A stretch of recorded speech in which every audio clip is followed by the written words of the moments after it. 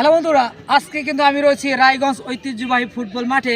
এখানে কিন্তু আগামী শুক্রবার অর্থাৎ 29 তারিখ এই মাঠে কিন্তু দীর্ঘদিন পর এই মাঠে ফুটবল টুর্নামেন্ট আমরা আয়োজন করতে যাচ্ছি। অর্থাৎ 4টি দল নিয়ে কিন্তু আমরা এখানে একটি টুর্নামেন্ট আয়োজন করতে যাচ্ছি, ঘরোয়া লিগ।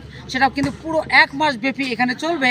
এরপরে কিন্তু আমরা বড় টুর্নামেন্ট আয়োজন করব এখানে। আমরা আপনারা অনেকেই জানেন, অবগত যে এই মাঠটি কিন্তু ফুটবল মাঠ নিয়ে কিন্তু আমরা এগিয়ে গিয়েছি। তবে ফুটবল কিন্তু কয়েক বছর কিন্তু এখানে স্টপ ছিল, অর্থাৎ আয়োজন হয়নি।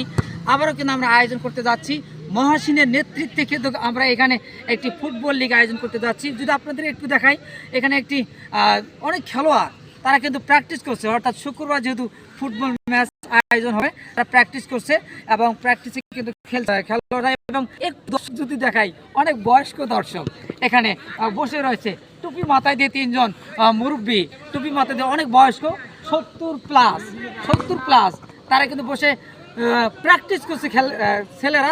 তবু সেটা কিন্তু তারা দেখছে। অর্থাৎ ফুটবলের প্রতি যে ভালোবাসা, ফুটবলের প্রতি যে তাদের সম্মান, সেটা কিন্তু জ্বলন্ত প্রমাণ এই মুরব্বী।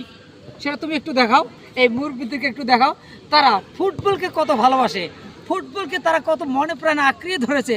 তারা কিন্তু চাচ্ছে যে আমরা ফুটবলে কিক করি, কিন্তু তাদের দুর্ভাগ্য তারা কিন্তু ফুটবলে কিক করতে পারবে না। কিক করতে গেলে কিন্তু তারা হোঁচট খেয়ে পড়ে যাবে। তবুও তারা কিন্তু খেলা দেখে উপভোগ করছে যে অনেক আগে আমরা ফুটবল খেলেছিলাম, সেই ফুটবল খেলা খেলতে না আবার কিন্তু দেখতে পাচ্ছি। এই জন্য তাদেরকে ধন্যবাদ, স্বাগত জানাই। তবে আপনাদেরকে অবশ্যই আগামী শুক্রবার 29 তারিখ চলে আসবেন ঐতিহ্যবাহী রায়গঞ্জ বহুমুখী উচ্চ বিদ্যালয়ের মাঠে।